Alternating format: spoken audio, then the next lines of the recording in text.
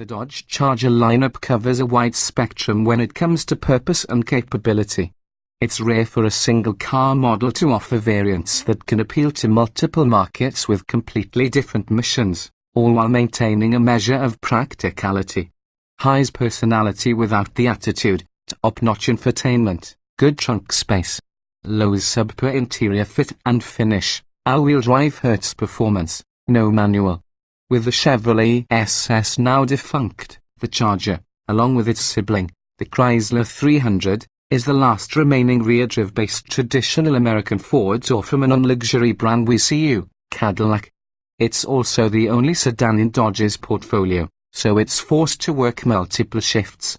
The base price ranges from about $30,000 to $70,000, and where else can you find a 415 horsepower spread? In this case from 292 horsepower up to 707, in a vehicle that's also suitable for families. It's also a rare modern model that does not offer any turbocharged or four-cylinder engine options, although the SRT Hellcat is supercharged. With all that in mind, the GT tested here is toward the bottom end of the Charger ladder. With a $795 GT performance package, a $995 navigation and travel package, and a $1,995 sun and sound package tacked on, our Charger GT Plus all-wheel drive test car came in at $41,325. Horsing around the lowest totem on the Charger's power pole is the 3.6-litre Pentastar V6. In the base SXT and SXT Plus, it makes 292 horsepower at 6,350 revolutions per minute and 260 lb-ft of torque at 4,800 revolutions per minute and, like all other Charger engines, is paired with an 8-speed automatic. The next step up, GT and GT Plus, get an extra 8 horses and 4 lb-ft for totals of 300 and 264. But their biggest deviation from the rest of the Charger lineup is their standard all-wheel drive.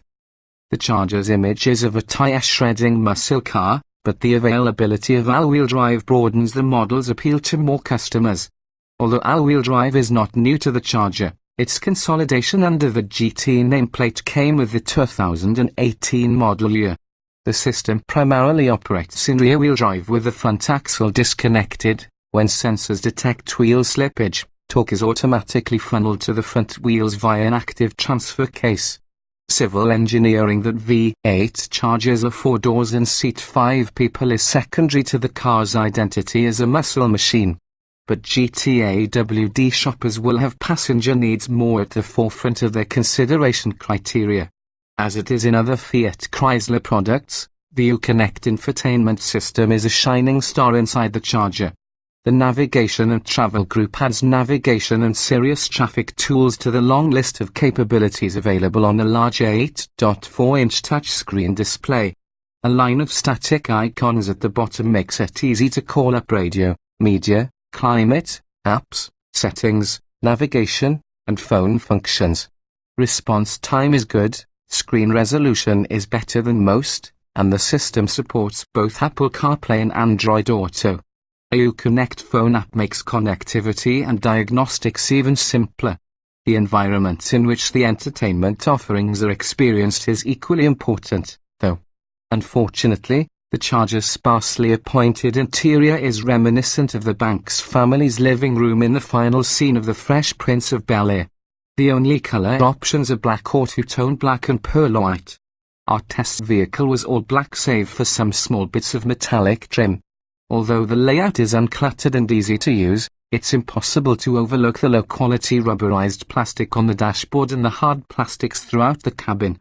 From irregular gaps to loose pieces of trim, the interior showed poor fit and finish, issues we've seen on multiple Chargers. At least the cabin is functional and comfortable. The chunky front seats with large side bolsters are a nod to the Charger's muscle car side.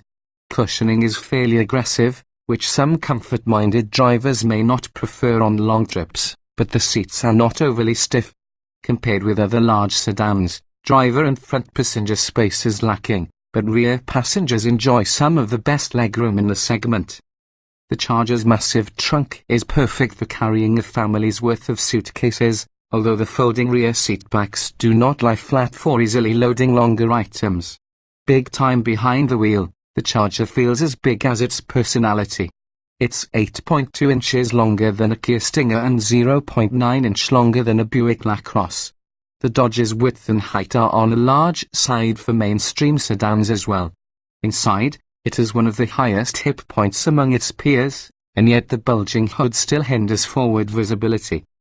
A thick steering wheel rim and a mallet-like gear shift add to the puff feed-up vibe. All that size and the all-wheel drive equipment add up to a portly 4,281 pounds on our scales, which hinders acceleration times. The GTAWD's groaning Pentastar V6 tugged it to 60 miles per hour from a standstill in 6.4 seconds. Which is 0.2 seconds slower than a rear-wheel drive 2016 Charger SXT and also slower than the V6-powered Nissan Maxima, Buick LaCrosse, and Toyota Avalon. As expected, a Charger Daytona with a 370 horsepower V8 was much quicker in the same test, with a time of 5.1 seconds. During acceleration, the GT's 8-speed transmission is quick to upshift, but those shifts sometimes feel abrupt. Once the car is up to speed, the racket dies down and the GT finds its sweet spot. At a 70 miles per hour cruise, the Charger allowed only 68 decibels of noise intrusion, among the best showings in its segment. The quiet cabin matched the calm ride, which is composed and comfortable not only on the highway but at lower speeds around town, too. The GT is less comfortable when asked to corner. Turning is vague, steering response is slow, and there is little to no road feel. Blame the relatively tall sidewalls of the AWD car's tires, which aid ride comfort but dilute chassis feel. For the most part, the big body stays level, but understeer comes in quickly. In our testing, the GTAWD's 0.79 grams on the skid pad is significantly worse than the rear-wheel drive SXT at 0.86 grams and is only 0.01 grams better than the Avalon. That this car's numbers align closely with those of the Buick LaCrosse and the Toyota Avalon is not necessarily a strike against it. Despite its age and flaws, the Dodge Charger GTAWD remains a flavorful family sedan. And as just one entry on a large menu, if this one isn't to your taste, there still may be a Charger that is.